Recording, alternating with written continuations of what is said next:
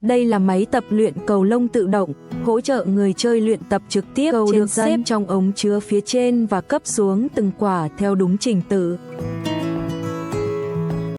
Bật nguồn này lên, bật nguồn màn hình lên. Nguồn này sẽ là nguồn của Servo và nguồn này là nguồn của tổng, cũng là nguồn của hai con SC ra động cơ. Đây là nguồn của động cơ. Rồi tiến hành này, tôi bấm start. Trong đây có hai chế độ. Thì đầu tiên là chế độ ngẫu nhiên, thì chạy sẽ nó bắn ngẫu nhiên từng các vị trí. Còn đây là chế độ thủ công, mình sẽ bắn theo sân. Ví dụ vị trí là cầu đặt máy ở đây thì mình sẽ có 9 điểm trên sân đó, mình sẽ chọn từng điểm để mình bắn. Ví dụ mình chọn từng là điểm, xong rồi mình chọn số trái, rồi thời gian khoảng nghỉ giữa các trái thì nó sẽ bắn. Thì ta bấm chạy, đó thì bạn chạy đó. Đây là cảm biến sẽ nhận biết được trái cầu có trong ống không.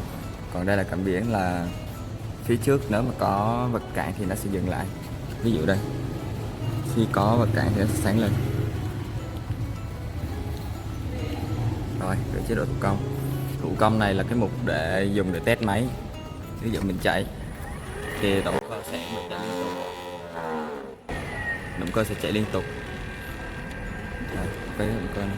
Rồi mình có thể tùy chỉnh độ cao, độ lên xuống, trái phải. Mục này để test tất cả các chức năng của máy. Ok.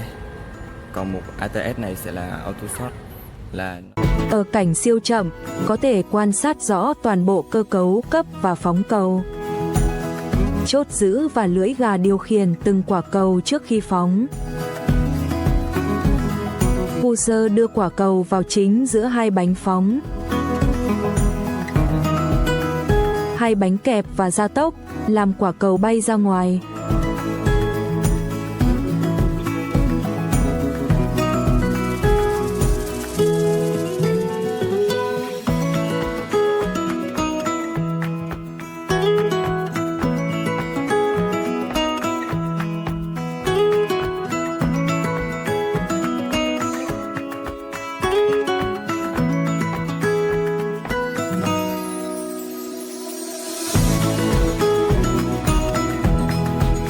Đây là góc nhìn của người tập khi đón cầu từ phía đối diện.